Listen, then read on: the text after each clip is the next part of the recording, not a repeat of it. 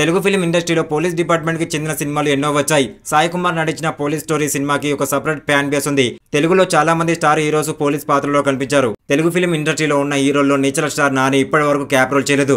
అయితే మొదటిసారి స్టైలిష్ కొలను దర్శకత్వంలో పోలీస్ ఆఫీసర్ పాత్రలో కనిపించబోతున్నాడు నాని. హిట్ సినిమాతో తెలుగు ఫిలిం ఇండస్ట్రీకి దర్శకుడిగా ఎంట్రీ ఇచ్చాడు శైలేష్. ఈ సినిమా బాక్సెస్ వద్ద బ్లాక్ బస్టర్ హిట్ అయింది.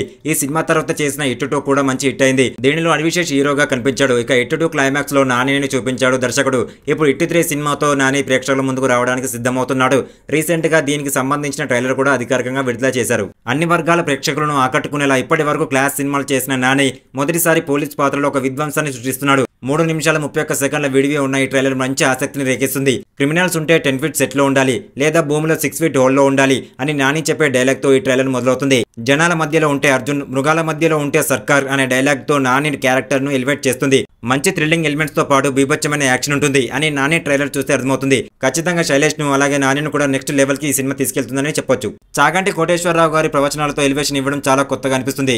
ఈ సినిమాలో నాని సరసన శ్రీనిధి శెట్టి నటిస్తుంది. శైలేష్ కొలను ఈ సినిమాను చాలా పకడ్బందీగా ప్లాన్ చేశాడు అని చెప్పొచ్చు. మే 1వ తారీఖు నుంచి ఈ సినిమా ప్రేక్షకుల ముందుకు రానుంది. మొత్తానికి ట్రైలర్ చూస్తుంటే మాత్రం సైంధవ్ సినిమాతో కోల్పోయిన సక్సెస్ ను మళ్ళీ హిట్ 3 సినిమాతో శైలేష్ కొలను సాధిస్తాడు అని ఖచ్చితంగా చెప్పొచ్చు. ఇలాంటి ఇంట్రెస్టింగ్ మూవీ అప్డేట్స్ కావాలి అనుకుంటే మన ఛానల్ ని వెంటనే వెళ్ళి ఒక లైక్, ఒక సబ్స్క్రైబ్ చేసుకోండి. Thank you.